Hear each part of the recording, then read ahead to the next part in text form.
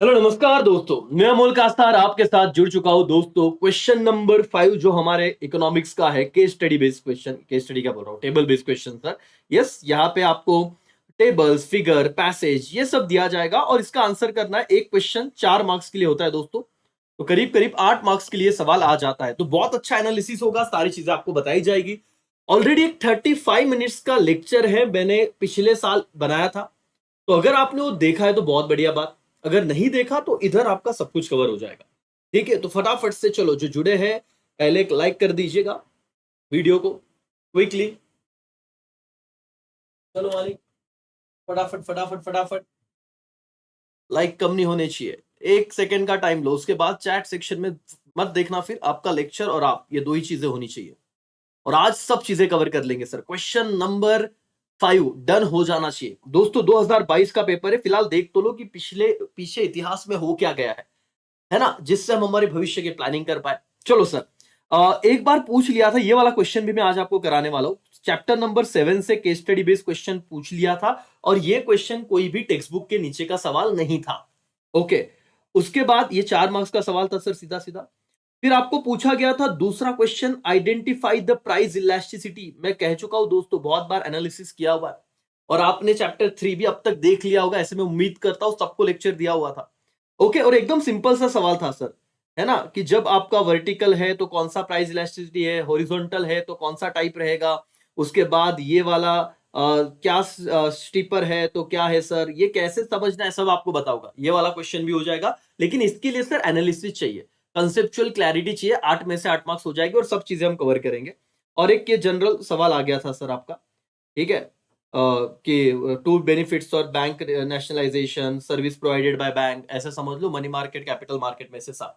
ठीक है, 2022 का एनालिसिस डन। 2023 पे आते हैं सर। सर 2023 में भी आप क्वेश्चन नंबर 5 को देख लीजिए, पहले ऑब्जर्व कर लो सर, तब तक बाकी बच्चे जुड़ जाएंगे और फिर आगे हम आ जाएंगे। 2022 2023 में 2023 में अगेन क्वेश्चन नंबर 5, जिसमें बहुत सिंपल सा सवाल था बेटा, लेकिन इन्होंने अंदर के फिगर चेंज कर दिए थे। इस तरीके से था कुछ, तो आपको ये ढूंढना था। और सर ये ढूंढने के आपको कितने मार्क्स थे, कंप्लीट द टेबल, 2 मार्क्स थे ऊपर का कंप्लीट टेबल करने को। और ये तो बाकी आपको सिंपल, ये भी मैं पहले करवा लूंगा। समझिए पहले दोस्तों, यहाँ पे जितना कंसेप्ट क्लियर रहेगा, और मैं सब कराने वाला हूँ। लाइव सेशन में जुड़ने का पर्पस ये था, वो वाला जो सेशन था प्रीवियस वन, वो बहुत क्विक रिवीजन के मोड पे दिया था। यहाँ पे मैं आराम से सब समझाऊंगा, लेकिन एक आपसे रिक्वेस्ट है कि नोटबुक जरूर लेके बैठिएगा, टेक्स्ट बुक साथ में रखिएगा, क्योंकि जो नोटबुक टेक्स्ट बुक लेके बैठेगा उसको फिर इतना लेक्चर देखने के बाद और कुछ करने की जरूरत नहीं, और सब चीजें समझेगी, है ना। तो यस सर, फिर और एक क्वेश्चन था ये वाला, और ये तो सर मैं क्या बताऊं, बहुत सिंपल था, as it is textbook के नीचे वाला क्वेश्चन था सर। और इसमें ट्रू और फॉल्स पूछा था, ये मैंने कराया हुआ था। पिछले साल का लेक्चर देखिए और ये पेपर देखिए, आपको समझ जाएगा करके। जिन्होंने देखा होगा बहुत अच्छी बात है। और एक पैसेज वाला क्वेश्चन आ जाता है, बहुत बड़ा पैसेज था, और इंडेक्स नंबर से रिलेटेड सवाल पूछा था, वो भी करा के दूंगा। तो ये टेबल बेस्ड क्वेश्चन ऐसे 2 एग्जाम में आ चुके हैं सर। हम क्या करेंगे, अब सब लोग यहाँ पे हैं। ओके, तो अब लोग अब यहाँ पे ध्यान दीजिए, ठीक है। सो पे अटेंशन एवरीबॉडी। चलो भाई और बहनों, अब यहाँ पे ध्यान दीजिए, आपके सामने क्वेश्चन शुरू होने जा रहा है। पूरा मोटिवेशन यहाँ पे चाहिए, पूरा कंसंट्रेशन यहाँ पे चाहिए। कमेंट पढ़ना बंद कर दो, अब आपका फोन थोड़ा दूर हो जाना चाहिए सर आपसे। आपकी नोटबुक बाहर आ जानी चाहिए, और अगर चाहिए तो स्क्रीनशॉट क्वेश्चंस के निकाल लीजिए।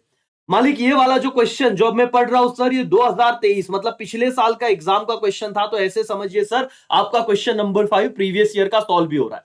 ठीक है एवरीबॉडी, क्या आप लोग यहां तक समझ पा रहे हो? हाँ सर। सर क्वेश्चन कैसे आ गया था, ये रहा आपका क्वेश्चन। आपको उन्होंने कहा था कि सर ये जो चीज है, पहले ये वाली चीज बताता हूं मैं, कि आपको सपोज टू से एक टेबल दिया हुआ है, और कहा है कि इससे आप ड्रॉ कीजिए यूटिलिटी का कर्व, और ओके, टोटल यूटिलिटी और मार्जिनल यूटिलिटी का कर्व ड्रॉ कीजिए। अब बच्चा तो कंफ्यूज होता, बोले सर ये तो हमने कभी किया ही नहीं है। बेटा कुछ नहीं करना था आपको, आप जरा ऑब्जर्व कीजिए, यहाँ पे वाई एक्सिस निकालना है, ठीक है, एक्स एक्सिस ड्रॉ करना है। वाई एक्सिस पे हमेशा यूटिलिटी रहेगा, उन्होंने नंबर में लिख दिया 1 2 3 4 5 6 7 8, 15 तक आप नंबर लिख दीजिए, कोई दिक्कत नहीं। सर कैसे ये निकालना है सर, आप देखो टीयू के नंबर देखिए, मैक्सिमम कितना दिख रहा है सर, 15। इसीलिए फिर मैंने क्या किया बेटा, ये 1 से लेके कहां तक लिख दिया, यहाँ पे वाई एक्सिस पे 15 तक मैंने टीयू लिख दिया। ठीक है सर, इसको कोई स्केल से एक्सेस लेके कुछ नहीं, तेरे हिसाब से कर, कोई दिक्कत नहीं है यहाँ पे मालिक। समझ में आ रहा है? वाई एक्सिस पे नंबर ऑफ यूनिट लिखना था, कितने यूनिट दिए थे तुम मत दिमाग लगाओ, यहाँ पे ऑलरेडी दिया हुआ है, तो 5 यूनिट दिए सर, तो टेबल से उठाएंगे और यहाँ पे लिख देंगे 5, 1 2 3 4 5 करके। Done sir. फिर क्या करना है सर, उन्होंने कहा टी और एमयू का कर्व ड्रॉ करो। ठीक है सर, यहां पे आएंगे। इनिशियली दोनों 6 थे जब यूनिट नंबर 1 था, तो यूनिट 1 और यूनिट 1 पे क्या था सर, दोनों टी और एमयू क्या था 6, तो यहां से चालू हो गया। फिर सर आपने ड्रॉ किया हुआ है, जब दूसरा यूनिट कंज्यूम किया तो कितना था 11।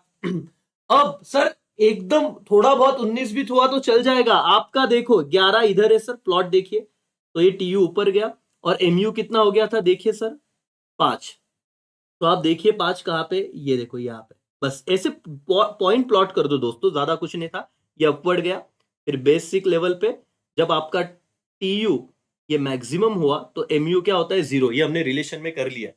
बच्चे बहुत पैनिक होते हैं क्योंकि करके नहीं जाते, कभी किया होता नहीं है, और अचानक से बोले टी और एमयू का कर्व ड्रॉ कर, इसको समझ ही नहीं था साला करना क्या है। कुछ नहीं था भाई, एकदम सिंपल था। तो तेरे हिसाब से जा, जो तूने प्लॉट किए हुए वहां पे ज्वाइन करते रहे चीजों को। देख यहाँ पे थर्ड यूनिट पे 15 हुआ, तो तू थर्ड यूनिट पे चला गया 15, फोर्थ पे भी 15 रहा, तो तूने ऐसे लाइन कर दिया 15, और यूनिट वाइज जा, यहाँ पे देख पॉइंट को प्लॉट है, देख पेंसिल से ऐसे कर दिया तो भी चलेगा फोर्थ यूनिट। और फिफ्थ यूनिट पे कितना हो गया 14, तो नीचे आ जा, फिफ्थ यूनिट पे देखो यहाँ पे 14। तो बस ऐसे ड्रॉ करना है, बाद में पेंसिल से जो लाइन तूने हटा की थी ड्रॉ, उसको हटा दे, और जैसे ही तू हटाएगा बेटा आपका कर्व बन जाएगा। बस इसके कितने मार्क्स थे, सपोज आपके 2 में से 2 मार्क्स मिल जाएंगे। 2 मार्क्स के लिए अगर आपको टी और एमयू बनाने को कहा तो बिल्कुल भी कंफ्यूज नहीं होने का बेटा, आराम से चलने देने का, कोई दिक्कत नहीं है। सर इधर आप सर थोड़ा 19-20 हो गया तो मार्क्स कटेंगे, इतना माइन्यूट वो नहीं देखते। हाँ लेकिन ट्राई कर, वहां पे ऑलरेडी लाइंस तो होते ही है पेपर में, तो उसके अकॉर्डिंग गलत होने का कोई चांस आएगा भी नहीं बेटा। ठीक है सर, ठीक है। इसे डिसयूटिलिटी कहते हैं। मैक्सिमम पॉइंट ऑफ सैटिस्फैक्शन लिखा तो चलेगा, नहीं लिखा तो भी कोई दिक्कत नहीं। सिर्फ ये लिखना कि ये टीयू कव रहेगा, बट ऑब्वियस जो ऊपर जा रहा है, और ये एमयू कव रहेगा। ओके सर, दूसरा सवाल क्या था, when TU total utility is maximum, marginal utility but obvious, आपको आंसर पता है सर, क्या रहेगा 0। और सर when TU falls, जब टोटल यूटिलिटी गिरेगा तो मार्जिनल यूटिलिटी क्या होगा नेगेटिव। तो ये 2 आंसर आपको याद रखने थे सर। ऐसे सवाल आते हैं टेबल बेस में, हाँ, लेकिन उसके लिए चैप्टर नंबर 2 बहुत अच्छे से हमने किया हुआ है। अगर आप वो लेक्चर देख लो, और बहुत बच्चे ऐसे ही रहेंगे जिन्होंने मेरा 2-2.5 घंटे का लेक्चर देखा है सर। चैप्टर 2 देख लो बेटा, 10 मार्क गारंटी है। देखो 4 मार्क्स का सवाल आ भी गया था। यस और नो, यस करके चलो भाई और बहनों, आगे आपको दूसरा सवाल दिया है क्वेश्चन नंबर 2। यहाँ पे आपको यूनिट दिए हुए 1 से लेके 7। उसके बाद यस, टोटल यूटिलिटी दिया है, मार्जिनल यूटिलिटी दिया है, और क्या कहा है with the help of schedule draw TU and MU को। चलो ये साथ में ड्रॉ करेंगे। अक्टूबर 2021 में पूछा था, क्या तुम्हारे एग्जाम में रिपीट हो सकता है? सर वो बाद में देखेंगे, चलो नोटबुक निकालो, ड्रॉ करो। सर मेरे को, मैंने कहा ना, ये 2 घंटा अकाउंट का तुम्हारे दिमाग में कितना भी ख्याल है फिलहाल साइड में रखिए। अच्छा, ये अकाउंट के पेपर के बाद देख रहे हो तो कोई टेंशन नहीं है। सर मुझे बताओ कि हम लोग क्या करेंगे, 2 मार्क्स का सवाल है सर, सीधा सीधा टी और एमयू करना, कव करना है। यूनिट कितने 7। अब यहाँ पे देखो ये 30 तक जा रहा है सर, 30 तक और 28, तो आप 1-2 खेलते बैठोगे तो कितना ऊपर चला जाएगा। तो आप 5-5 पॉइंट में लोगे ना तो भी चलेगा सर, कोई दिक्कत नहीं है। चलो यहाँ पे आओ, फटाफट ऐसे ड्रॉ करो लाइन सर। चलो मेरे साथ करो, अगर आपको चाहिए कि सर परफेक्शन होना चाहिए तो देखो, टीयू एमयू ड्रॉ करने को बोला तो फटाफट लिखो। वाई एक्सिस पे क्या लिखोगे सर, टी आपको लिखना है टीयू और एमयू जो यूटिलिटी है, ठीक है। एक्स एक्सिस पे क्या रहेगा यूनिट, यूनिट कितने थे 7। चलो प्लॉट करो फटाफट, 1 2 3 4 5 6 और 7। ठीक है, यहां पे सर आप अपने हिसाब से लिख सकते हो, 5 10 15 20 25 और क्या बेटा 30, कोई दिक्कत नहीं मालिक। चलो अब ये टेबल पे आ जाओ, इतना आपने प्लॉट कर लिया, टी यू एम यू लिखा वाई एक्सिस पे, एक्स एक्सिस पे क्या लिखा यूनिट। अब मुझे बताओ बेटा, मुझे बताओ कहां से कैसे करना है सर ड्रॉ, बिल्कुल टेंशन मत लो। फर्स्ट यूनिट पे क्या हुआ था जरा वो देखना। फर्स्ट यूनिट पे टी यू और एम यू दोनों कितना था 10। तो फर्स्ट यूनिट पे पहले पेंसिल से आप एक काम करना, छोटा सा पॉइंट ऐसे ड्रॉ कर लेना, ये रहा यहाँ पे पहला यूनिट, पहला पॉइंट ड्रॉ हुआ, टी और एमयू सेम था। दूसरे यूनिट पे टीयू क्या हो गया सर 18, अब 18 तो लिखा नहीं है, लेकिन आप रैंडमली ऐसे पकड़ो कि यहाँ पे रहेगा तो थोड़ा ऊपर चला गया इधर, और MU कितना हो गया सर 8, थोड़ा नीचे आ जाइए। और ये क्या है सर, ये तो मैंने टेम्पररी निकाला था। तो ऐसे ही करते करते बेटा आपको रैंडमली, आपको पता है कि कौन सी यूनिट पे TU मैक्सिमम हुआ था, बताओ तो। 5th यूनिट पे और 6th यूनिट पे सर TU अपना हो गया था 30। तो आइए यहाँ पे मैं जो बोल रहा हूँ वो देखिए, 5th यूनिट पे तुम्हें रैंडमली ऐसे लेके आना है, फिर 6th यूनिट तक जाना है, ये नीचे लेके जाओ, ये 0 हो गया था, बस ऐसे रैंडम कर दो, कोई दिक्कत नहीं है सर, कोई दिक्कत नहीं कि एकदम मैच होना चाहिए। आप सिर्फ ऊपर लेके जाओ, मार्क्स कट हो गए नहीं, मेरी गारंटी। ऐसे सर ऊपर लेके गए, ओके ठीक है सर, दिखना चाहिए सर प्रॉपर के ऊपर ही जा रहा है, फिर एक लेवल पे वो कांस्टेंट हो गया। फिर जब ये गिरेगा तो ये क्या हो जाएगा सर, यहाँ पे 7th यूनिट पे, ठीक है, नेगेटिव का क्या हो जाएगा, नेगेटिव। यहाँ पे लिख देना ये TU है और ये क्या है सर MU। सर इतना करेंगे तो हमको मार्क्स मिल जाएगा, हाँ कितने, 2 में से 2 मार्क्स मिल जाएंगे, बस इतना ही करना था, बस इतना ही करना था, कोई दिक्कत नहीं थी। और जो अभी ये सॉल्व नहीं करेगा ना नोटबुक में, तो उन्हें पेपर में जाके कंफ्यूजन होगा कि सर हमें बताओ ना कि वाई एक्सिस पे क्या लिखना था, ये देखो TU और MU। सर एक्स एक्सिस पे क्या था, नंबर ऑफ यूनिट, इन्होंने भी वैसे लिया, देखो 5, 10, 15, 20, 25, 30, 35, आपको अपने हिसाब से मैनेज करना है, तो अकॉर्डिंगली बना दो, कोई दिक्कत नहीं है। पॉइंट ऑफ सैटिटी लिखना है तो लिखो, पॉइंट ऑफ डिससेटिस्फैक्शन नहीं लिखा तो भी चलेगा, कोई दिक्कत नहीं है। ओके चलो सर, मैंने क्या बताया तुम्हें आ रहा है, तुम बहुत होशियार हो मुझे पता है बेटा, लेकिन ना एग्जाम में क्या होता है ना, टेंशन होता है, और ऐसी चीज भले सेम आ गई और बोला TU और MU ड्रॉ कर, तो तुम्हें लगेगा 2 कर्व बनाने, नहीं एक ही इसमें दोनों करने, इतना समझा। हाँ, when TU is maximum, MU क्या रहता है बोलो तो सर, ये तो आपको पता ही है 0, ऐसे लिखा तो भी चलेगा, नहीं तो ऐसे वर्ड में लिख दो, डन। ओके, दूसरा पॉइंट बताओ, व्हेन TU फॉल्स, जब टोटल यूटिलिटी गिरेगा तो मार्जिनल यूटिलिटी क्या रहेगा बेटा, नेगेटिव। दैट्स ऑल, 2 क्वेश्चन हो गए, बस खत्म। भाई और बहनों, चैप्टर नंबर यूटिलिटी से यही सवाल आ सकते हैं, ऐसा हम अज्यूम करके चलते हैं, और खत्म हो गया। अब आपको नया, नए चैप्टर से नया केस स्टडी बेस्ड क्वेश्चन आ रहा है, that is chapter number 3A। चलो, पहला क्या रहेगा पता है सवाल, complete the market demand schedule, complete कीजिए करके इसे, बताओ क्या आंसर आएगा, यहाँ पे क्या आंसर आएगा बताओ एवरीबॉडी, फिर मैं सॉल्व कराता हूँ आपको। 2 मार्क्स से कंप्लीट करने, कितने मार्क्स, 2 मार्क्स, बताओ क्या होगा एवरीबॉडी फटाफट से, कितने बच्चों को आ रहा है ये। सर बहुत डर, अरे ढोकलो, यहाँ पे तो उन्होंने ये भी दिया था A+B+C, अब और क्या चाहिए जिंदगी में, इसकी टोटल करनी थी, अब इतना नहीं आ रहा है तो सर अब और कौन कौन बचाएगा। सर आप टोटल कीजिए सर, 2+5 कितने होते हैं 7, 7 और 6 13, तो ये हो गया 3, और ये बचा एक और ये कितना 43 हो जाएगा, यस और नो, करो टोटल फटाफट से। यस सर, फिर यहाँ पे बताइए ये कितना होगा सर, 10, 10 और 11 21, 21 प्लस 12 कितना हो जाएगा सर 33, ठीक है सर 33, बराबर ना, बराबर किया, हाँ ओके बराबर सर। फिर मुझे यहाँ पे बताओ इधर कितना आएगा, बता फटाफट से करो सर कैलकुलेशन, फटाफट से करो सर। सर 8, 8 और 9, 9 18, 18, ये कैलकुलेशन तो करना पड़ेगा सर, अभी से आदत डालो, अभी मैं लाइव में इसलिए करा रहा हूं, तो कर लो कितना होगा सर, 8 और 9 17, 17 और 10 कितना हो जाएगा सर 27। ओके, अब मुझे बताओ सर ये क्या है, 6 और 4 10, 10 और 8 कितना 18। सर इतना लिखने के आपको 2 में से 2 मार्क्स मिल जाएंगे, बस इतना ही करना है, मतलब पूरा टेबल बनाना, ये सब चीजें लिखना है टेबल में, यही नहीं बना के आओगे। कुछ बच्चे मुझे ढोकले जैसा सवाल पूछते, सर आम्ही फक्त तेवढाच कॉलम बनवलं चालेल का, अरे राजा पूरा लिखना था, कॉपी तो करते आएगा ना। और एक चीज याद रख, जितना सिंपल उतना गलतियां ज्यादा होती, यहां पे ना बेटा आंखें खोल के देखना, 25, 30, 35, 40, जब प्राइस तेरी बढ़ रही है तो डिमांड क्या होगी, कम होगी, तो डिमांड बराबर कम ही हो रही है, देख एक तो रिलेशन समझा क्या, इनवर्स। हाँ, दूसरी बात ये देख ले बेटा, 16, 15, 12, एकदम ध्यान से लिख, मैं बार बार क्यों बता रहा हूं, क्योंकि बच्चा इतने सिली पॉइंट पे, इधर लिखा है सर 12, वो ढोकला उधर लिखता है 11, अब फिर बोलेगा सर मेरे से गलती, मार्क्स नहीं मिलेंगे, सीधा 0 हो जाएगा। तो बेटा ये कॉपी करना और कॉपी करना नहीं आ रहा है तो अब क्या बोलूं, तो यहां पे एकदम शांति से लिखने का, और ये टोटल तो तेरे हिसाब से कर ले, तो 2 मार्क्स मिल गए। हाँ सर, तुमको पहले क्या बोला था complete the market demand schedule. बच्चा डर रहा है, डर क्यों रहा है बेटा? ये देख, एज इट इज लिख, खत्म हो गया तेरा complete the market demand schedule, done. 2 marks मिल गए। हाँ, अब क्या हुआ सर? ये देख आगे क्या हुआ, draw market demand curve based on the above market demand schedule. खत्म, टाटा बाय बाय। बोले sir market demand curve schedule, अब इतना सारा, इतने अमाउंट कैसे लिखे?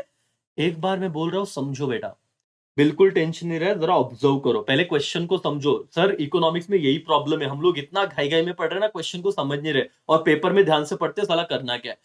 जो बच्चा पेपर में पहली बार पढ़ेगा उसे तो यही डाउट आएगा कि शेड्यूल में लिखूं क्या मैं। एक चीज फिक्स होती बेटा, तुम्हें सिर्फ 2 चीजें कंसीडर करनी, पहला प्राइस वाला ये कॉलम और दूसरा मार्केट डिमांड वाला ये कॉलम। अंदर की चीजों को कंसीडर ही नहीं करना है शेड्यूल बनाते वक्त, दैट्स ऑल।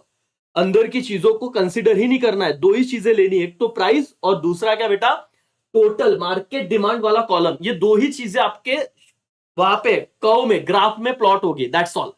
फिर सर कैसे करना है बताता हूं, ये देख बेटा, वाई एक्सिस टू ड्रॉ कर लेगा, मुझे पूरा भरोसा है। वाई एक्सिस पे होगा प्राइस। अब प्राइस यहां पे कैसे दी, 25, 35, 40।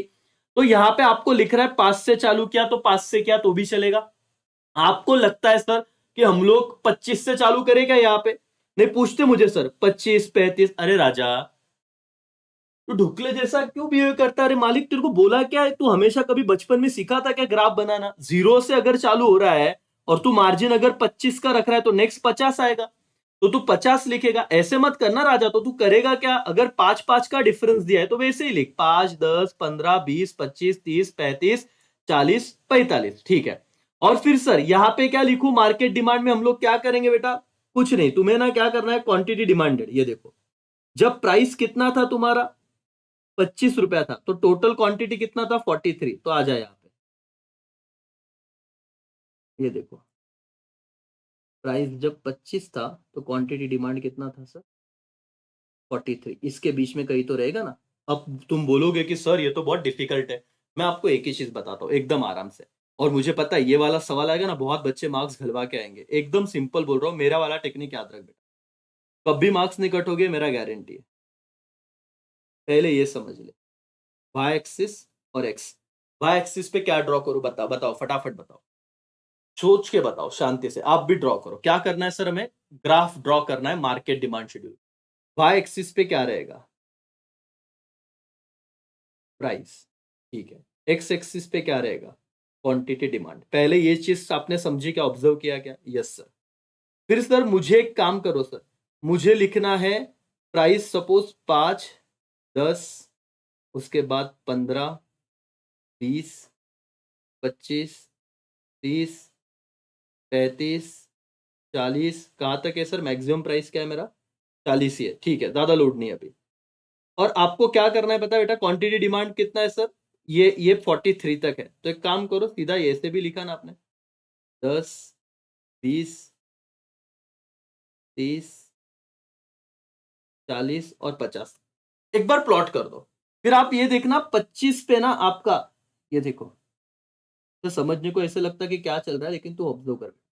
25 एक पेंसिल से ड्रॉ करना, 25 पे तेरा प्राइस कुछ तो डिमांड 43 था, बस इतना प्लॉट हो गया ना।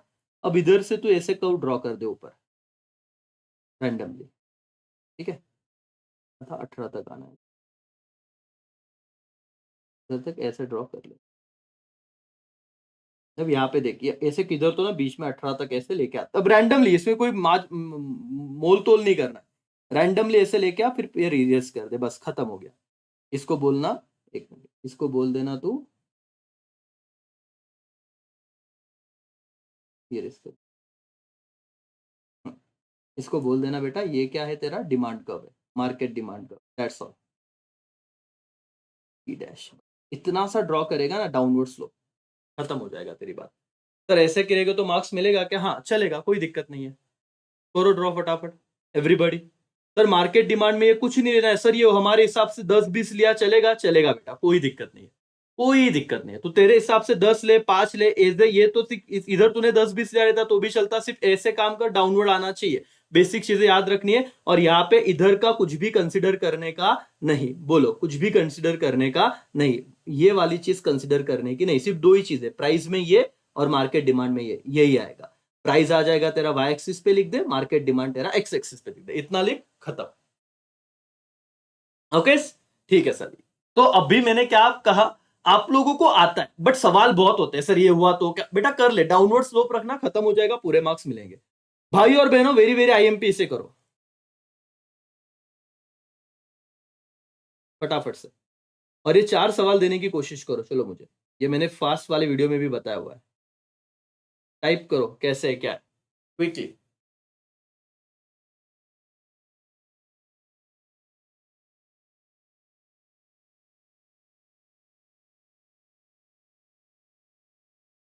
जैसे ही मालिक आप लोगों को ये समझता है शिफ्ट वाला वर्ड, तो तुम्हें कंसेप्ट याद आना चाहिए सर। अब ये पूरा कंसेप्ट का गेम है।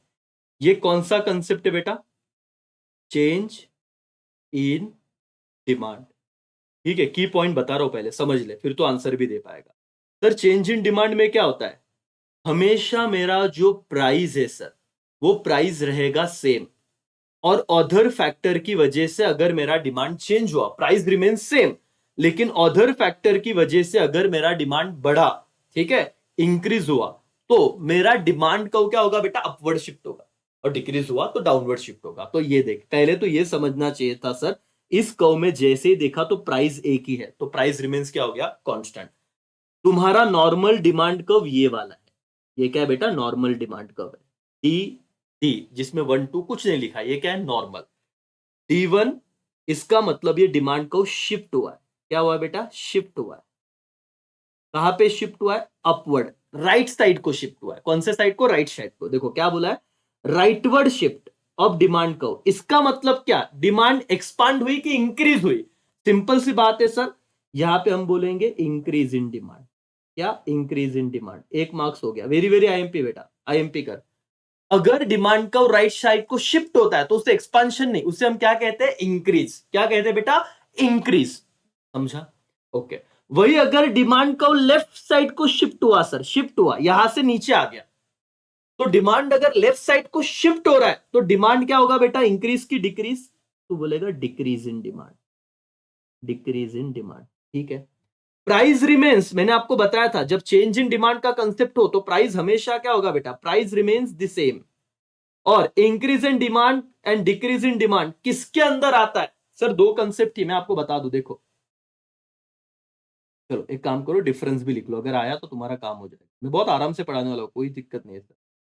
एक होता है, लिख लो, वेरिएशन इन डिमांड, लिखो आराम से, वेरिएशन इन डिमांड, और एक है change in demand.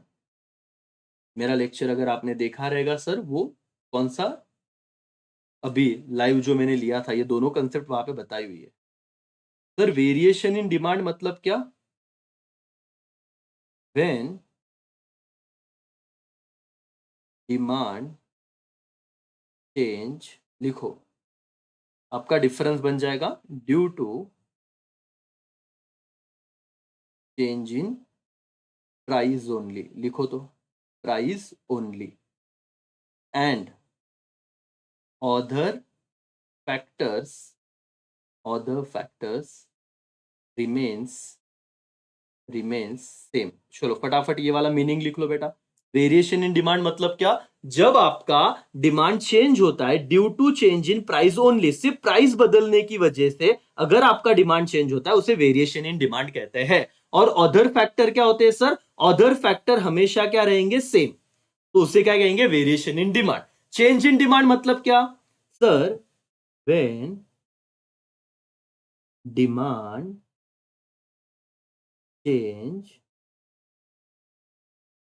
Due to change in, ऐसे लिखा तो भी चलेगा, change in other factor, other factors में जो चेंज हुआ, फेवरेबल अनफेवरेबल, उसकी वजह से अगर डिमांड चेंज हुआ तो उसे चेंज इन डिमांड कहते हैं। और इस केस में क्या सेम रहेगा, प्राइस रिमेन्स सेम। ये मैंने आपको ना वो long answer, important long answer के वीडियो करा है, उसमें बहुत अच्छे से करा है, जो बच्चों ने देखा होगा उनको समझ में आ रहा है। तो उसे क्या कहते हैं, चेंज इन डिमांड, कि जब आपका प्राइस, डिमांड क्यों चेंज हो रहा है बेटा, चेंज इन अदर फैक्टर्स। कि आपका इनकम बढ़ गया, फलाना देखना, अदर फैक्टर्स की वजह से अगर प्राइस चेंज हुआ तो उसे क्या कहते हैं, चेंज इन डिमांड। तो सवाल क्या पूछा था उन्होंने कि इंक्रीज एंड डिक्रीज को कौन से कंसेप्ट के अंदर आता है, तो आंसर रहेगा चेंज इन डिमांड। ठीक है, यहां पे अगर मैं डिफरेंस बिटवीन की बात करूं, क्योंकि मुद्दा आया है सर, तो मैं डिफरेंस बिटवीन भी करा रहा हूं। एक पॉइंट ये हो गया मीनिंग, दूसरा पॉइंट क्या यूज करोगे, अगर डिमांड इंक्रीज मतलब बढ़ा तो यहां पे क्या कहा जाता है, वेरिएशन में लिख लो एक्सपांशन, और डिमांड कम हुआ तो क्या कहा जाता है, कॉन्ट्रैक्शन।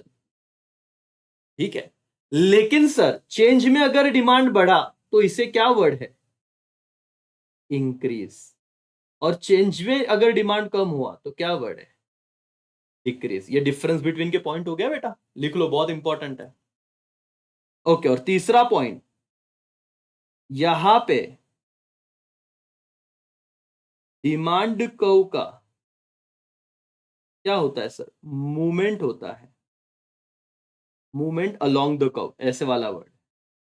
और यहां पे डिमांड कर्व क्या होता है, शिफ्ट होता है। शिफ्ट कहां पे होता है सर, एक तो राइट वर्ड या ऑब्जेक्टिव भी आएंगे एक साथ। अगर राइट वर्ड शिफ्ट हुआ तो डिमांड क्या होगा बोलो तो, इंक्रीज की डिक्रीज, अगर राइट वर्ड शिफ्ट हुआ तो डिमांड इंक्रीज होगा। और अगर लेफ्ट वर्ड शिफ्ट हुआ नीचे की तरफ तो डिमांड क्या होगा, डिक्रीज होगा। बस इतना चार्ट लिख लो, चलो फटाफट से इतना चार्ट लिख लो।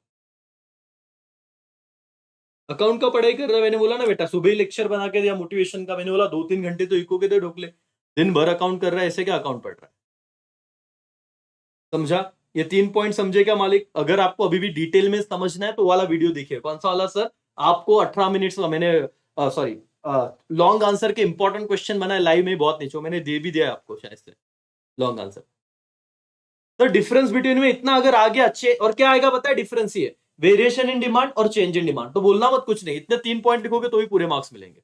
ओके, हो गया क्या, बोलो यस और नो, टाइप कर लिया आपने। सर पढ़ा क्या रहे हो, शेड्यूल टेबल, इसमें ये क्यों बताया, क्योंकि बेटा ये देख, ये वाला क्वेश्चन है ना, यहाँ पे तुझे टेबल नहीं भी आता किसी बच्चे को, अगर उससे इतना समझा, अब देखो वापस बोल रहा हूं, बाद में करना ही नहीं है। अगर ये वर्ड आया राजा क्या, कि राइट वर्ड शिफ्ट, तो डिमांड का राइट वर्ड शिफ्ट होगा तो क्या होगा, इंक्रीज इन डिमांड हो जाएगा। क्या हो जाएगा, increase in demand. Leftward shift आया डिमांड का तो डिक्रीज इन डिमांड, ऐसे एक्सपांशन वगैरह मत बोलना। फिर प्राइस क्या होती है इस केस में, सेम होती है। और इंक्रीज एंड डिक्रीज हुआ तो किसके अंडर आएगा, चेंज इन डिमांड। तो ये लर्न क्यों कर रहा है बेटा, ऐसे करेगा तो प्रॉब्लम हो जाएगा ना पेपर में, तो फिर डर रहेगा कि याद आएगा नहीं आएगा। अभी तो सिंपल है सर, और ये ग्राफ से डरो मत, टेबल से डरो मत, एकदम सिंपल है। हो गया क्या, यस और नो, चलो टाइप करो फटाफट, डन सर, प्रिया बोल रही है डन, मीनाक्षी बोल रही है डन। ओके,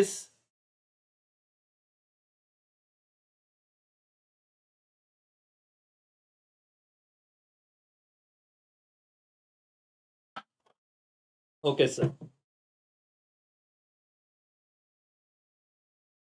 चलो मुझे ना आंसर करो, मैं कुछ सवाल पूछ रहा हूँ तुम्हें, मैं कुछ सवाल पूछ रहा हूँ, डायग्राम से आंसर करना। ये नॉर्मल प्राइस है, ये मेरा नॉर्मल डिमांड कर्व है, ठीक है, और ये मेरा D1 है। चलो, ये क्या रिप्रेजेंट कर रहा है बोलो, कौन से साइड को डिमांड कर्व शिफ्ट हुआ है। ऑप्शन ए, बच्चों को राइट और लेफ्ट भी नहीं समझता ढोकले, अब मैं क्या बताऊं, ऑप्शन बी लेफ्ट, क्योंकि ये बताना पड़ेगा सर कौन से साइड को डिमांड कर्व शिफ्ट हुआ है। ओके, बोलो फटाफट, बोलो सर कौन से साइड को डिमांड कर्व शिफ्ट हुआ है। तो तू ऐसे देख, ये कौन सा हैंड है, राइट, राइट हैंड साइड को शिफ्ट हुआ है, ठीक है। अगर demand curve right hand side को शिफ्ट होगा तो इसका मतलब क्या रहेगा, ये ऑब्जेक्टिव में आता है, और सीए में सीएस वालों तो ध्यान से पढ़ो क्योंकि वहां पे वही कंसेप्ट चलता है। इसे एक्सपांशन कहा जाएगा या इंक्रीज कहा जाएगा, एक्सपांशन कहा जाएगा इंक्रीज। तो तुमने कहेगा अगर राइट साइड को शिफ्ट हो रहा है तो सर इंक्रीज ही कहा जाएगा, एक्सपांशन वर्ड नहीं होगा। एग्री डिसएग्री में आया तो तुमको डिसएग्री बोलना पड़ेगा अगर एक्सपांशन वर्ड आया तो, और फिर यही चीजें फेंक दो, डन। ओके ओके, चलो वेरी नाइस। अब मुझे बताओ कि ये वाला जो कर्व है ये डेफिनेटली कौन से साइड को शिफ्ट रहेगा, ऐसा है तो ये रहेगा लेफ्ट साइड को शिफ्ट। और लेफ्ट साइड को शिफ्ट मतलब क्या, डिक्रीज। मैं लर्न करवा रहा हूँ सीधा सर, बहुत आराम से होगा ये सेशन, और इसके बाद मैं चाहूंगा कि आपके वो टेबल बेस्ड क्वेश्चन में कोई दिक्कत ना रहे। और ये ग्राफ में बहुत दिमाग का दही होता है, लर्न नहीं कर सकता बच्चा, क्योंकि कंसेप्ट है हमारे। ओके, फिर तीसरा सवाल, इस केस में बताओ प्राइस क्या रहेगी। अब सेम क्या सपना पड़ेगा क्या बेटा, प्राइस क्या होगा तेरा प्राइस। अब सर ये कैसे पता चलेगा, सेम ही लिखना है, क्योंकि चेंज इन डिमांड है, जहां पे प्राइस कभी भी चेंज होता नहीं, तो प्राइस रिमेन्स क्या रहेगा, सेम। और जब इंक्रीज डिक्रीज होता है उस कंसेप्ट को क्या कहते हैं, वेरिएशन इन डिमांड की चेंज इन डिमांड, बोलो तो। आंसर रहेगा sir change in demand. Change in demand. आ जाओ अपने टेक्स्ट बुक पे और वहां पे आप लिखो सर खत्म। अब आपको बाद में कभी भी कुछ करना नहीं है, चेंज इन डिमांड, क्योंकि सारी चीजें उसी से रिलेटेड है। डन, 2 से 3 बार पढ़ लिया सर। इतने मिनट में तो मेरा जो फास्ट वाला वीडियो है वो खत्म भी हो गया था, इतना लिखाया भी नहीं सर मैंने। देखो बेटा, अब ये चीज ना बहुत इंपॉर्टेंट है, इसमें टाइम लगेगा लेकिन मैं आराम से बताऊंगा, समझिएगा।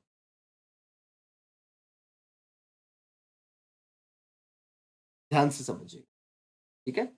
2 सवाल पूछे, पहला कि diagram A represent dash dash in demand, ये है डायग्राम ए, और ये है diagram B.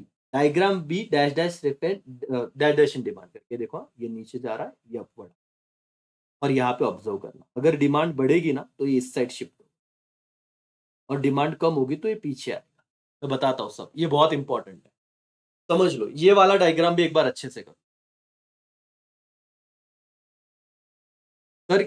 Normal demand Q है, अगर वो ऐसे डायरेक्शन में जा रहा है Q1, तो डिमांड बड़ी होगी, यस और नो। और यहाँ पे डिमांड को शिफ्ट हुआ है क्या बेटा, ऐसे कुछ नहीं सर, शिफ्ट तो नहीं हुआ है। तो क्या हो रहा है, मूवमेंट हो रहा है, देखो मूवमेंट हो रहा है। तो उस केस में मुझे बताओ कि इसको क्या कहेंगे अगर मूवमेंट हुआ तो, एक्सपांशन। क्यों एक्सपांशन सर, क्योंकि डिमांड कहां पे जा रहा था, बाहर। और अगर वो पीछे की तरफ आ रहा है लेकिन डिमांड को नया बना है क्या, शिफ्ट हुआ है क्या, ऐसे नया बना है क्या, नहीं सर, वो तो उधर के उधर है। तो जब तुम्हारा डिमांड का शिफ्ट नहीं होता, उधर ही होता है सर। और डायरेक्शन देखो, ऐसे मत बोलना ऊपर की तरफ जा रहा है तो इंक्रीज, ढोक लो, ये नहीं देखना है, ये वाला चीज देखना है। देखो ये वाला एरो देखना पेपर में, अगर वो पीछे की तरफ शिफ्ट हुआ है तो इधर तू डिक्रीज मत बोलना बेटा, यहाँ पे क्या वर्ड होगा, कॉन्ट्रैक्शन। ये वाला देख, कॉन्ट्रैक्शन। इकोनॉमिक्स में इतना समझना पड़ेगा, और उस लेक्चर में मैंने सब बताया हुआ है, तो प्लीज वो देख लीजिएगा, बड़ा लॉन्ग आंसर वाला क्वेश्चन। समझ में आएगा बेटा, एक्सपांशन और कॉन्ट्रैक्शन, ठीक है। तो ये तेरे मार्क्स बन गए। अब दूसरा, सर यहां पे ना लेफ्टवर्ड डाउनवर्ड नहीं आएगा, उन्होंने पूछा क्या है, देखो ध्यान, सब समझ लो सर, फिर मैं दूसरी बार वापस ड्रॉ करूंगा, वापस तुम्हें सवाल पूछूंगा। सर हमने क्या ऑब्जर्व किया, हमने ये ऑब्जर्व किया, ये तुम्हारा डिमांड कर्व है, ठीक है। ये डिमांड कर्व का एरो क्या है सर, डाउन साइड है, ठीक है। और ये क्या है सर, ये क्या रिप्रेजेंट कर रहा है, तुम्हारा जो डिमांड क्यू था वो Q1 हो गया, इस तरफ चला गया।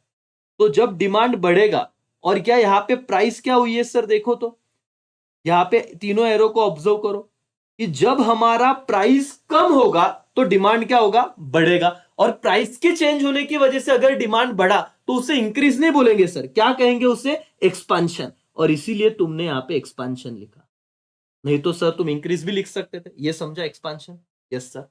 अब यहां हो, यहां पे तुम्हारा नॉर्मल प्राइस ये था, P2 मतलब तुम्हारा प्राइस इंक्रीज हुआ है।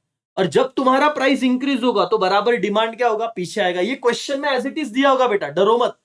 नॉर्मल क्यू नॉर्मल पी ये तुम्हारे ओरिजिनल रहेंगे, और ये वाला तुम्हारा जो न्यू है वो रहेगा। प्राइस बढ़ा तो डिमांड पीछे आया, तो इसे क्या कहेंगे बेटा, कॉन्ट्रैक्शन। क्या कहेंगे, कॉन्ट्रैक्शन। और दूसरा कि मूवमेंट क्या है, मूवमेंट ये डाउनवर्ड है, क्लियर दिख रहा है, और ये अपवर्ड है। तो यहाँ पे लिखना था डाउनवर्ड, लिख लो, चलो स्क्रीनशॉट खींच लो फटाफट। तुमको पूछा जाएगा इस डायग्राम को देख के कि बताओ कि डायग्राम में जो ए है, मूवमेंट ऑफ डिमांड का क्या दिख रहा है। तो मूवमेंट क्या दिख रहा है बेटा तुम्हें, डाउनवर्ड। मैं एक ऑब्जेक्टिव पूछने वाला हूं, पहले ध्यान से लिख ले। और यहाँ पे क्या है, अपवर्ड। 1 मार्क्स का सवाल पूछ।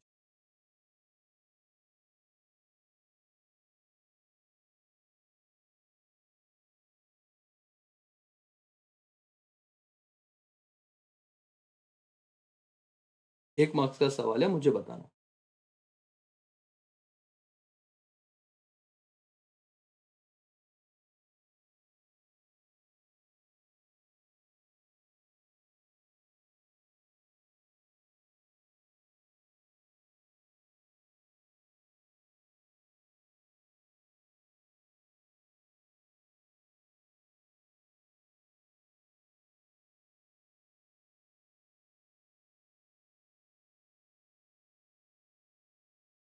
पेपर में आ सकता है बेटा।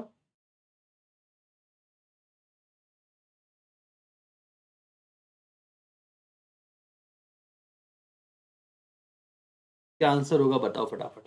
चलो, in case of variation in demand, variation मतलब जहां पे सिर्फ प्राइस चेंज होती है, उस केस में अगर आपका डिमांड को मूवमेंट कर रहा है अपवर्ड, अपवर्ड साइड को मूवमेंट कर रहा है, 1 मार्क्स के लिए ऑब्जेक्टिव याद रखना बेटा। ऑब्जेक्टिव में इकोनॉमिक्स के दिक्कत है मुझे पता है, क्योंकि इतना कंसेप्चुअल है कि अगर तुम्हारा डिमांड को मूवमेंट कर रहा है अपवर्ड, इसका मतलब एक्सपांशन मत बोल देना, ढूक लो। वेरिएशन में तुम्हारा दिमाग बोलेगा, तुम बहुत शाने हो, तुमको वेरिएशन मतलब ये पता रहेगा, वेरिएशन मतलब क्या सर, डिमांड बढ़ा तो एक्सपांशन बोलते, कम हुआ तो कॉन्ट्रैक्शन बोलते, तुम बहुत होशियार हो। तो अपवर्ड आ गया। अब पेपर में सर अपवर्ड मूवमेंट का मतलब होता है क्या, कॉन्ट्रैक्शन, मतलब डिमांड कम होना, ये देखो यहाँ पे। और तुम्हें यही पूछा गया था बालिक, यहाँ पे देखो कि जब तुम्हारा डिमांड कम हो रहा है तो डिमांड को कहा जा रहा है, अपवर्ड मूवमेंट जा रहा है। और यही पूछा था कि कौन सा मूवमेंट होगा डिमांड कर्व का, तुमने लिखा अपवर्ड। खत्म। समझा कि नहीं समझा, यस और नो। Yes sir. अब मुझे बताओ, यहां पे मैं सिर्फ वर्ड चेंज करता हूं, यहां पे अगर मैं लिखता डाउनवर्ड, सर अभी अच्छे से कर लो, बाद में पछताओगे नहीं तो। इन variation in demand, downward movement of demand को क्या रिप्रेजेंट करता है बेटा, डाउनवर्ड मूवमेंट ऑफ डिमांड को क्या रिप्रेजेंट करेगा, तो डाउनवर्ड मूवमेंट का मतलब होता है एक्सपांशन। इतना चीज याद रखना, डाउनवर्ड मूवमेंट का मतलब होता है एक्सपांशन, दैट्स ऑल। यस और नो, हाँ या ना। डन। चलो, 4 चीजें, ये चार्ट बना लो, ये लिख लो, डिमांड कर्व, डिमांड कर्व, ठीक है। ये चार्ट बना लो सर, एक ही इसमें सब बात बता। डिमांड कर्व अगर शिफ्ट हुआ, आप मुझे आंसर करोगे, एक बार लिख लो, तुम्हारे सारे कंसेप्ट क्लियर हो जाएंगे। शिफ्ट हुआ, राइट वर्ड और लेफ्ट वर्ड, ये लिख लो चलो। तो मुझे बताओ, अगर डिमांड कर्व शिफ्ट हो रहा है राइट साइड को, इसका मतलब क्या होगा बोलो। डिमांड कर्व शिफ्ट हो रहा है लेफ्ट साइड को, ये बहुत टेक्निकल चीजें सर, लिख लो, बाद में दिक्कत आएंगी। डिमांड कर्व शिफ्ट हो रहा है, और इतना ही चार्ट बना लो, पेपर से पहले सिर्फ इतना देख के जाना, एक दिन की छुट्टी, अभी भी बोल रहा हूं सर, वक्त है लिखो।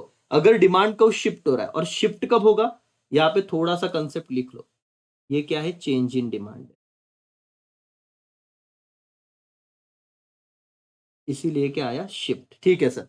राइटवर्ड शिफ्ट हुआ तो क्या लिखो, इंक्रीज इन डिमांड, सबने स्क्रीनशॉट खींच लेना है, लिख लिया तो अच्छी बात है। और लेफ्टवर्ड शिफ्ट हुआ तो क्या लिखना है,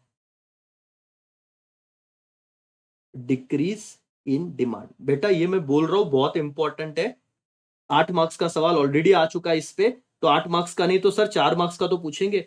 डिमांड का अगर शिफ्ट हुआ राइट वर्ड तो increase in demand, left word तो डिक्रीज इन डिमांड, कहीं ना कहीं कुछ ना कुछ तो आएगा। डन मालिक, एवरीबॉडी, यस और no, right increase left decrease. दूसरा कर बेटा,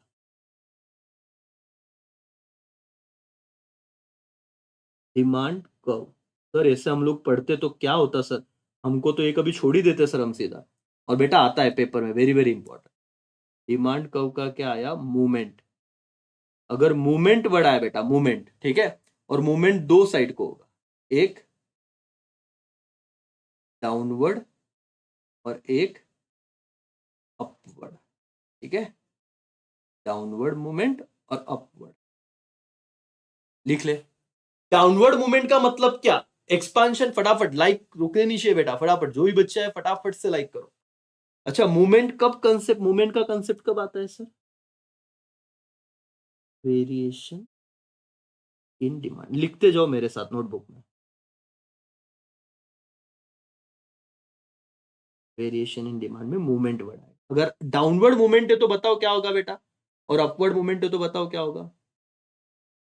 डाउनवर्ड है तो सर एक्सपांशन इन डिमांड, और अपवर्ड है तो कॉन्ट्रैक्ट डिमांड।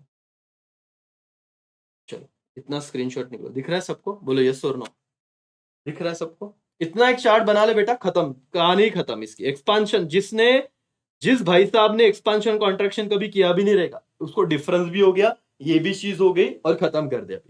लिखने के बाद बोलना यस सर डन करके फटाफट से।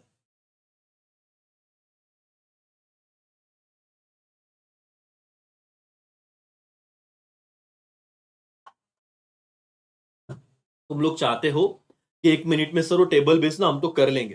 देखो सर ये जो लेक्चर ले रहा हूं इसको देखने के बाद मेरे हिसाब से टेबल में सर कोई भी कंसेप्चुअल भी चीज आती है ना तुम मैनेज कर लोगे। यस और नो, यस सर करके चलो डन हो गया मालिक। अब यहाँ पे आओ। अब ये बहुत सिंपल सी बात थी सर। यहां पे पहले मैं आपको ये बताना चाहूंगा, आइए सर ये देखो ये ना टेबल बेस्ड क्वेश्चन है ढोकलो। अब उन बच्चों ने जिन्होंने मेरा लेक्चर देखा उन्हें समझेगा ये क्या है, यूनिटरी है, यूनिटरी में रेक्टेंगुलर हाइपरबोला है, ED1 है वगैरह वगैरह वगैरह। जिन्होंने कभी वो लेक्चर देखा ही नहीं उनको तो ये बहुत बड़ा संकट रहेगा सर। ये दूसरा क्वेश्चन है, 3B के क्वेश्चन चालू हो गए ये, ठीक है 3B के। ये तीसरा क्वेश्चन है। यहाँ पे L अपॉन मतलब ये क्या, ये बहुत सारी चीजें और अभी मुझे टाइम लगेगा, ठीक है। थैंक यू बेटा फॉर सुपर चैट। अभी मुझे टाइम लगेगा लेकिन मेरे साथ कंप्लीट कर लो। चलो फटाफट एक चार्ट बना रहा हूं, नोटबुक में बनाओ, नोटबुक पे चार्ट बनाओ सर। और मैं आपको 2 सवालों के जवाब में तुरंत इसी चार्ट से दे दूंगा फटाफट से। सर प्राइस इलास्टिसिटी चार्ट बनाओ, price elasticity of demand chart बनाओ फटाफट। और इस चार्ट में आपके सारे डिफरेंस कंप्लीट हो जाएंगे। ये लेक्चर 2 in 1 चल रहा है, टेबल बेस्ड क्वेश्चन भी हो गए और डिफरेंस बिटवीन भी सारे डन हो जाएंगे आपके एक ही चार्ट में। सर बताओ सबसे, यहाँ पे टोटल कितने टाइप्स होते हैं सर? तो मैं आपको बता दूं टोटल 5 टाइप्स होते हैं इसके। कौन से 5 टाइप्स है सर? पहला क्या होता है बोलो तो? परफेक्टली, ईडी मतलब इलास्टिक डिमांड, ठीक है। फिर दूसरा है परफेक्टली इन इलास्टिक डिमांड, ठीक है। फिर तीसरा मैं लिखता हूं यूनिटरी। चौथा रिलेटिवली इलास्टिक डिमांड। बेटा अगर तुमने मेरा लेक्चर देखा हो तो बहुत बढ़िया बात है, नहीं तो तुम चाहोगे सर शक्तिमान की तरह तुम एकदम फटाफट से बताओ, तो उसमें 35 मिनट में सब कवर किया है। जिसको लगे ना एकदम फटाफट देखना है, 35 मिनट्स में सब है सर। और फिर एक होगा relatively inelastic demand. Difference पूछा जाता है इसमें, डिफरेंस, ठीक है। सबसे पहले बेटा कुछ आए ना आए एक बार ईडी का साइन लिखना। बताओ तो ईडी का साइन यहां पे क्या होता है? इंफिनिटी होता है परफेक्टली इलास्टिक में। लिख लो sir, perfectly inelastic demand में ईडी का साइन क्या होता है सर?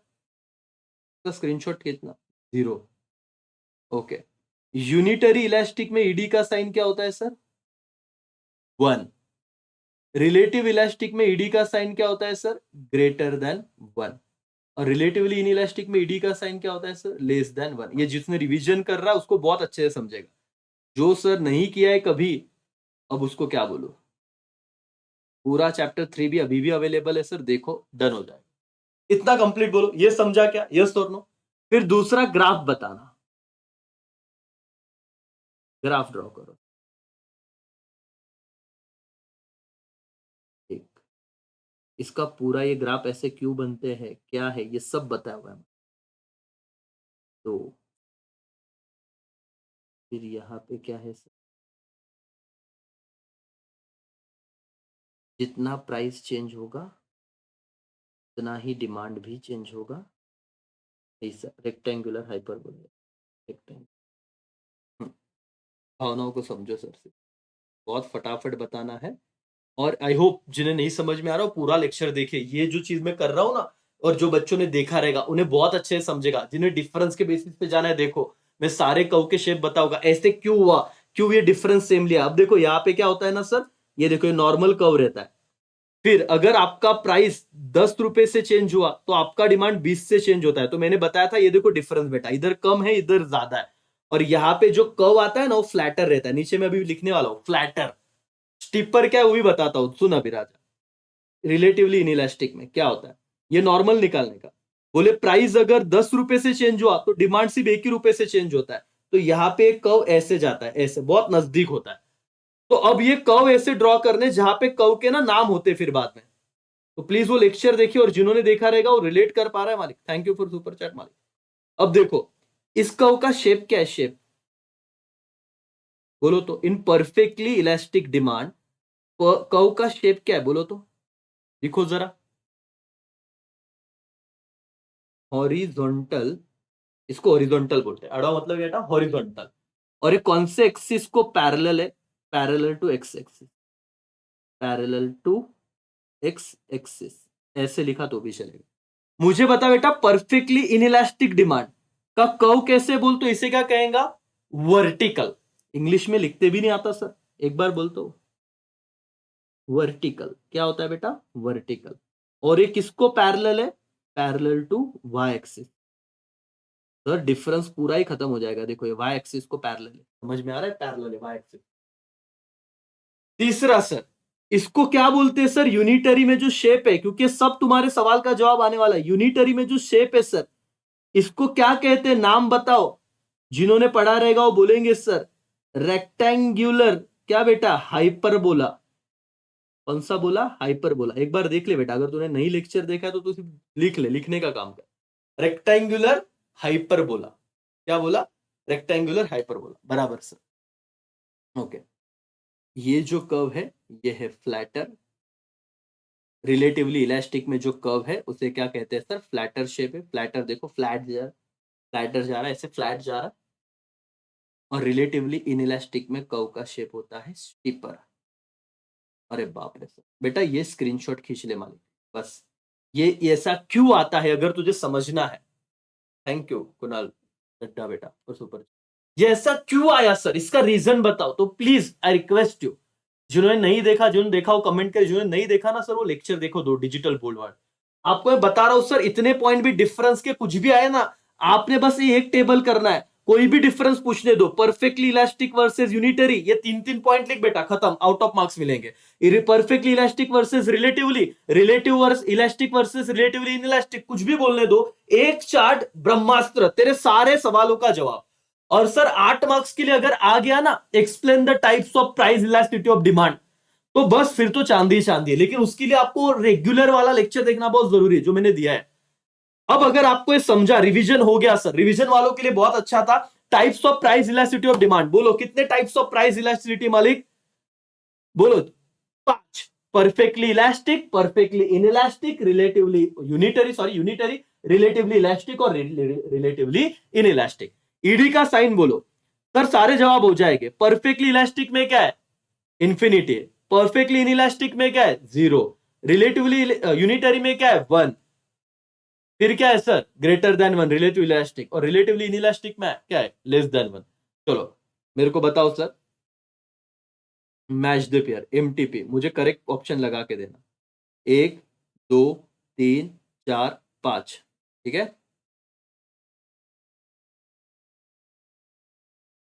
परफेक्टली इलास्टिक डिमांड, ये है परफेक्टली, आईएनडी मतलब इनइलास्टिक का बेटा, इनइलास्टिक डिमांड, इसका मतलब है इनइलास्टिक डिमांड। थोड़ा टाइम जाएगा बेटा, तो यहाँ पे रुक जा, खत्म हो जाएगा। यूनिटरी, ठीक है। फिर relatively elastic demand, relatively inelastic demand, ठीक है।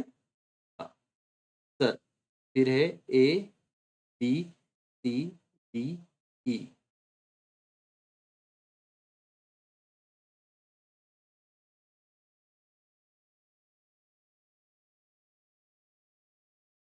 चलो मैच द पेयर्स, बताओ किसका क्या रहेगा? 1 का आंसर क्या रहेगा बताओ? परफेक्टली इलास्टिक डिमांड, क्या करेक्ट करूं मैं? 1 का आंसर क्या है? A B C D E, बोलो फटाफट से, बोलो क्या है 1 का आंसर? क्या रहेगा? टाइप करो। लिख लिया? वेरी गुड, जिन्होंने लिख लिया वेरी नाइस बेटा। देखो एकदम आराम से जाना है सर, कल एग्जाम नहीं, जो देख रहा है तो उसने 2 की स्पीड पे देख ले भाई। लाइव में कराना है, पूरा करना है तो खत्म। मेरे को बताओ क्या लिखना है? परफेक्टली इलास्टिक को क्या कनेक्ट करूं मैं? सर एकदम सिंपल है, फटाफट से बोलो sir. Yes, 1D sir, perfectly elastic में रहेगा इंफिनिटी। वेरी नाइस मालिक। मुझे बताओ, एकदम लर्न करवा देता हूं, परफेक्टली इनइलास्टिक मतलब क्या? इनइलास्टिक मतलब क्या? बहुत बच्चे 1 लिखते, ढोक लो, 1 नहीं रहेगा। परफेक्टली इनइलास्टिक का आंसर क्या रहेगा बताओ मेरे को? परफेक्टली इनइलास्टिक का सी आंसर रहेगा, ये आ जाता है कभी कभी, इसका डी, इसका सी। यूनिटरी का क्या आंसर रहेगा? अगर यूनिटरी बोला सर, यूनिटरी, तो यूनिटरी का आंसर क्या होगा पता है? यूनिटरी का बोलो तो क्या रहेगा इसमें से बताओ फटाफट से। सर यूनिटरी का हो जाएगा ई, यूनिटरी का हो जाएगा ई। यूनिटरी मतलब क्या sir? 1, ED is equal to 1। Relatively elastic demand, red, relatively elastic demand का बोलो क्या रहेगा सर? Greater than 1। कितना सिंपल है सर? ए। और relatively inelastic less than 1, B. खत्म। ओके मालिक, डन। चलो आपको मैं अब और एक चीज बता रहा हूं सर। नहीं, मेरा तरीका अलग है सर, ये सीए में भी आपको काम में आने वाला है सर। मुझे बताना,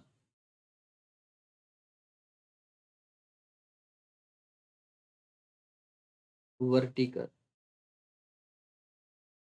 फ्लैटर, टीपर, हॉरिजॉन्टल।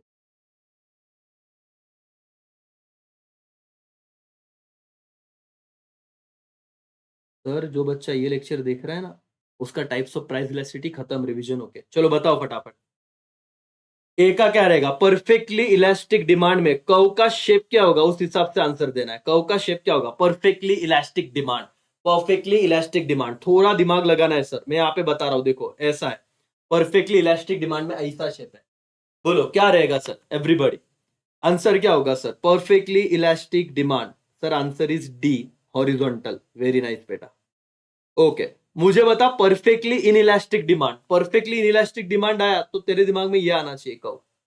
ओके, क्या रहेगा आंसर? फटाफट से टाइप बोलो सर। सर परफेक्टली इनइलास्टिक का, वेरी नाइस, जो टाइप कर रहे बहुत बढ़िया बेटा। परफेक्टली इनइलास्टिक में सर ए रहेगा, मतलब इसको बोलेंगे वर्टिकल। वेरी नाइस सर, ऐसे ही पढ़ो। यूनिटरी में क्या होगा? यूनिटरी आंसर 1 था सर। यूनिटरी में कहो कैसे निकालते हैं सर? ऐसा ड्रॉ करो, जितना गैप इधर रखा उतना ही इधर रखो। इधर बोलते रेक्टेंगुलर हाइपरबोला, तो इसका आंसर रहेगा ई। रिलेटिवली इलास्टिक डिमांड बोलो सर। रिलेटिवली इलास्टिक डिमांड क्या रहेगा? रिलेटिवली इलास्टिक डिमांड होता है सर फ्लैटर। इसका कैसे ड्रॉ करना है को? ये देखो एकदम सिंपल है। पहले से बॉक्स निकाल लो ये वाला, फिर प्राइस अगर इतना चेंज हुआ ना तो डिमांड ज्यादा चेंज करना, तो इसको बोलते फ्लैटर, रिलेटिव इलास्टिक। ये डिफरेंस याद रखना बस, ये कम है ये ज्यादा है, इसको बोलते रिलेटिवली इलास्टिक। 2 रुपया प्राइस चेंज हुआ, 10 रुपया डिमांड चेंज हुआ, 10% डिमांड चेंज हुआ। Okay sir. और रिलेटिवली इनइलास्टिक का सब क्या रहेगा? स्टीपर। तो सर इसका हो जाएगा बी, इसका हो जाएगा सी। ये ऐसा क्यों सर? बता रहा हूं, ये देखो बेटा, ये नॉर्मल ड्रॉ कर। प्राइस अगर इतने से चेंज हुआ तो डिमांड बहुत कम चेंज होगा, रिस्पॉन्स कम रहेगा, इसलिए इसको बोलते steeper. Steeper, that's all, done हो गया मालिक, सब कंप्लीट कर लिया। यस, अगर आपका कंसेप्ट क्लियर है बेटा, अब टेबल बेस पे आ। ढुकले ऐसे थोड़ी ना रहता कि सर देखा डायरेक्ट टेबल बेस पे गए तो आ जाएगा।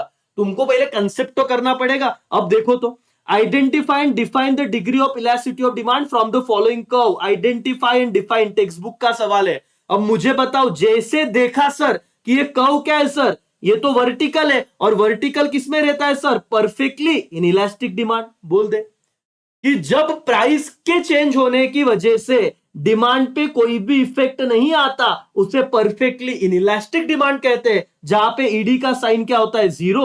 अपने शब्द में भी लिख दिया बेटा तो भी चलेगा। This is non as perfectly inelastic demand. कहूं तेरे को समझ में आ गए? वहां पे सिर्फ इतनी ही बात दी होगी बस। और वर्टिकल कर्व दिखा तो बोल देने का इट इज परफेक्टली इनइलास्टिक, क्योंकि यहां पे प्राइस कितना भी बदले कम हो, डिमांड पे कोई फर्क पड़ता नहीं है। ईडी का साइन क्या रहेगा बेटा? ईडी का साइन रहेगा 0। इतना लिखा, पूरा मार्क्स मिल गया। टेबल बेस में जिन्हें दिक्कत है देखिए जरा। ओके, लाइक रुकने नहीं चाहिए सर, फटाफट से लाइक करो। यस और नो? Yes sir. चलो दूसरा बोले इसका आंसर बताओ, आइडेंटिफाई करो ये क्या है। चलो सर मैं आंसर नहीं दिखा रहा हूं भाई और बहनों, जैसे आपको ये दिखा यार, ये तो कुछ तो डिमांड का कर्व मुझे ऐसे दिख रहा है, ऐसे। अगर ये ऐसे दिख रहा है तो ये क्या हो सकता है सर? ये तो हॉरिजॉन्टल है, पैरेलल टू वाई। तो बोलना सर ड्यू टू स्लाइटेस्ट और no change in price, demand कैसे चेंज हुआ? डिमांड इंफिनिटी चेंज हुआ, मतलब कोई लिमिट ही नहीं। इसीलिए सर ये क्या है? Perfectly elastic demand. परफेक्टली क्या? इलास्टिक डिमांड, जहां पे ईडी का साइन क्या आता है? इंफिनिटी। इतना एक्सप्लेन किया तो भी चलेगा सर, पूरे मार्क्स मिल गए। Perfectly elastic demand when slight और 0 change in price bring infinite change in क्या? Demand, quantity demand. और यहाँ पे ईडी का साइन इंफिनिट रहेगा, खत्म। सर ये बताओ, अब ये कहो देख के बता दे कोई। अबे भाई ऐसे असं चंद्राकृती आले ना, अशी अर्धी गोल आला ना, वो रेक्टेंगुलर हाइपरबोला होता है, ठीक है। और इसमें अगर आया तो ये, इसमें ही बच्चों को डाउट आता है सर ये क्या रहेगा? Unitary elastic demand. जितने परसेंट से प्राइस चेंज हुआ उतने ही परसेंट से डिमांड चेंज होती है, सेम प्रोपोर्शन बोलना, और ईडी इज 1, फटाफट हो जाएगा अभी। ये देख बेटा क्या हो रहा है, ऑब्जर्व कर, यहाँ पे प्राइस कितना है, इतना, और डिमांड ज्यादा है, और मैंने कहा प्राइस इतना डिमांड ज्यादा चेंज हुआ, तो इसको बोलते फ्लैटर, फ्लैटर शेप। क्या बेटा, फ्लैटर। ये क्या रहेगा बोल तो राजा, रिलेटिवली इलास्टिक डिमांड, रेड, जहां पे ईडी का साइन ग्रेटर देन 1 होगा। देख, रिलेटिवली इलास्टिक डिमांड, ईडी का साइन ग्रेटर देन 1। अपने वर्ड में तो एक्सप्लेन कर सकता है कि प्राइस के कंपैरिजन में डिमांड ज्यादा चेंज हो रहा है रिलेटिवली, और खत्म, table based question, done sir. देखो, identify price elasticity demand from the diagram, March 2022 का सवाल है सर। चलो मुझे आप बताओ अभी, ये चारों के आंसर आप मुझे दोगे, ये चारों के आंसर आप मुझे दो, चारों के आंसर आप मुझे दो, टाइप करो। ये 1 है, ये 2 है, ये 3 है, ये 4 है, चारों के आंसर टाइप करो सीक्वेंस में फटाफट से। 1 के आगे उसका नाम, 2 के आगे उसका नाम, 3 के आगे उसका नाम, 4 का आगे उसका नाम। Types of price elasticity identify कर,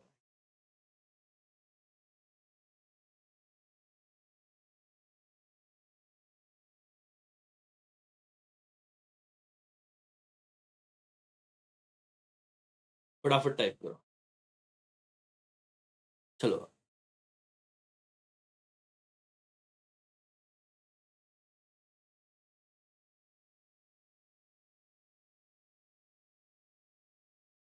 सर ये तो मुझे आ जाएगा सर। ये जो वर्टिकल है ना, इसमें मैं बोल सकता हूं सर, सिर्फ नाम बता दो।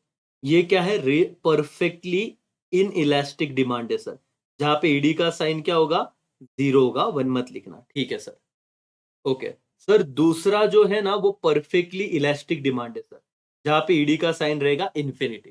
बोलो यस और नो। हाँ सर, ये जो तीसरा जो है ना, तीसरा सर, यहाँ पे देखो प्राइस बहुत ज्यादा चेंज हुई है सर, लेकिन डिमांड बहुत छोटा सा चेंज हुआ है, और यहाँ पे ये जो कर्व दिख रहा है बहुत स्टिप दिख रहा है, स्टिप मतलब एकदम ऐसे, तो सर मैं इसे बोलूंगा रिलेटिवली इनइलास्टिक डिमांड। और यहाँ पे सर प्राइस तो हो रही है चेंज, अच्छा, लेकिन उससे ज्यादा डिमांड चेंज हो रही है। देखो आपको कलर दिख रहा है, कौन सा ज्यादा कलर है, तो इसमें ही डाउट आता है बच्चों को, यूनिटरी बोले सर कि रिलेटिवली इलास्टिक बोले। देख रहे बेटा, पेंसिल से कर लेना, ये डिफरेंस कम है, ये ज्यादा है, और ये डिफरेंस ज्यादा रहा तो इसे कहेंगे relatively elastic demand greater than 1। That's all, 4 में से 4 मार्क्स डन तेरे। जिसे इस क्वेश्चन में दिक्कत होगी, कभी कभी किया नहीं होगा सर, तो खत्म। मालिक जम रहा है, बोलो यस और नो। जिन्होंने पहली बार भी देखा उसको भी समझ में आ गया, जिन्होंने पहले से देखा रहेगा उसका रिवीजन हो गया। हाँ या ना? हाँ सर। अब देख बेटा, इतनी सिंपल बात बताऊंगा ना मैं इसमें, लीनियर डिमांड कब है, नाम के लिए बेटा, नाम के लिए, नाम के लिए। ठीक है, मैं तुम्हें एक बात बताता हूँ, जरा समझना। यहाँ पे ना लोअर सेगमेंट और अपर सेगमेंट का फॉर्मूला है। तुम अगर टाइम दो, लास्ट क्वेश्चन है शायद से इस चैप्टर का, और ये आ भी गया था पेपर में। हाँ, फिर तेरा सप्लाई वाला चालू हो जाएगा, इसके लिए सेकंड चैप्टर ले लेंगे, लेकिन तेरे 8 मार्क्स 2 लेक्चर में मैं डन करके दूंगा। ये एकदम आराम से लेने वाला सेशन। तुम्हें अगर एक 35 मिनट में सब चाहिए ना, वो भी मैंने लेक्चर बनाया हुआ है। आप सिर्फ सर्च करो table and diagram based question by Amol Kasar sir, तुम्हें मिल जाएगा, पिछले साल का लेक्चर। 35 मिनट, जिसका सब आ गया है फटाफट चाहिए वो भी देख ले। चलो एवरीबॉडी डन, यस और नो? Yes sir. लास्ट क्वेश्चन है यहां पे, ये भी मैंने एक्चुअली जब वो लॉन्ग मतलब वीडियो बनाया है 3B का, वहां पे ये भी एक्सप्लेन कर दिया है सर। एकदम सिंपल शॉर्ट में ट्रिक्स बताता हूं बेटा, देख। यहां से जो कव निकलता है, यहां से वो कव अगर यहां से निकलेगा तो ये क्या रहेगा बोल तो, परफेक्टली इलास्टिक। ठीक है, इसको क्या बोलेगा, परफेक्टली। ये पॉइंट को ऑब्जर्व कर, ये वाला पॉइंट्स अगर आया तो इन्हें कहोगे परफेक्टली इलास्टिक। तो ये ए पॉइंट अगर मैं दूंगा तो यहाँ पे आंसर हमेशा परफेक्टली इलास्टिक होना चाहिए। ऐसा अगर कव निकला ऊपर जा रहा है, मैंने ये हटा दिया, एक्सप्लेनेशन में मेरे रेगुलर लेक्चर में दे चुका हूं, तो यहाँ पे होना चाहिए परफेक्टली इनइलास्टिक। ये पॉइंट देख मालिक, ये पूरे फॉर्मूले के साथ एक काम करता हूं मैं अभी, मेरे हिसाब से एकदम आराम से मुझे चाहिए, घाई घाई नको है। ये क्वेश्चन मैं सेकेंड लाइव में लूंगा, मैं आपको बताऊंगा बकायदा कि इसका 1 सेंटीमीटर 8 सेंटीमीटर का डिस्टेंस लूंगा, फिर यहाँ पे lower segment upon upper segment 4 divided by 4, answer अगर 1 आया तो इस पॉइंट को यूनिटरी बोलते हैं, इस पॉइंट को परफेक्टली क्या बोलते हैं बेटा, इलास्टिक बोलते हैं, इस पॉइंट को परफेक्टली इनइलास्टिक बोलते हैं।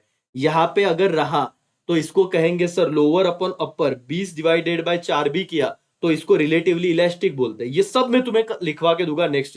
इसमें तुमको ट्रू और फॉल्स बोला था कि सी वाला पॉइंट क्या है बेटा, ये तुम्हें समझेगा नहीं। सी वाला पॉइंट बोले रिलेटिवली इलास्टिक है, ये फॉल्स है। लेकिन ऐसा क्यों, ये उन बच्चों के लिए जिन्हें नहीं आता, नेक्स्ट लाइव सेशन में इसका मैं पूरा डिस्कशन करूंगा। मेरे लिए बहुत ईजी है, बड़े दिमाग के ऊपर से जाएगा, तो जितने करा है उतने अच्छे से करो। नेक्स्ट लाइव सेशन में हम लोग ये कंप्लीट करेंगे। अभी आप ब्रेक लो थोड़ा, इको ये हेवी सेशन रहता है सर हमेशा, लेकिन सर 4 मार्क्स की बात है, पहले 4 चैप्टर अच्छे से करो, बाकी फिर आगे इजी है। ठीक है, चलो अभी थोड़ा ब्रेक लो, अकाउंट अकाउंट करो, फिर वापस आना। मैं ये क्वेश्चन जो बहुत डिटेल में आराम से पढ़ा होगा, मेरे लिए बहुत सिंपल है, लेकिन आपको हो सकता है थोड़ा दिक्कत है। वो 35 मिनट्स वाले लेक्चर में भी वही प्रॉब्लम हो, लेकिन आप इसको अगर और अच्छे से समझना ना लीनियर डिमांड को, तो मेरा 3B वाला लेक्चर देखिए जरूर पूरा, चैप्टर 3B, आपको मैं गारंटी देता हूँ कि सब आ जाएगा। चलो दोस्तों, बाय, टेक केयर, पढ़ते रहो, हो जाएगा। और एक सेशन और खत्म, एकदम आराम से पढ़ा रहा हूँ सर, कोई घाई नहीं। और यहाँ पे बिल्कुल लोड मत, तो बहुत सारी चीजें तुम्हारी हो रही है और ऐसी होते रहेगी करके, बिल्कुल टेंशन लेने का नहीं राजा। समझ में आ रहा है बेटा, ये एकदम सिंपल है, लेकिन इसको ना सर ज्ञान तो लगेगा। और आगे का देखो, सप्लाई वाला एकदम इजी है, सिर्फ वो एक क्वेश्चन है जो मुझे अच्छे से कराना है, फिर ये कैलकुलेशन वाले भी करवा के दूंगा, टेबल बेस। आगे का इतना है नहीं कुछ, बहुत ईजी है, लेकिन यहां तक ही बहुत जान में आता है बच्चों। तो इतना करो, बाकी इसका कल रिवीजन करेंगे और डन। और यही पूरा मैं आपको 35 मिनट्स में बताऊंगा एग्जाम के एक दिन पहले, क्योंकि मुझे ऐसे लगता है कि आप लोग मेरे से कनेक्टेड हो, सबका हो गया है। और जो नहीं करेगा तो अब मैं क्या करूं। नेक्स्ट लाइव कल वगैरह करेंगे बेटा। चलो थैंक यू, अपने दोस्तों तक शेयर कर दो। बाय बाय, टेक केयर, जय हिंद, जय भारत।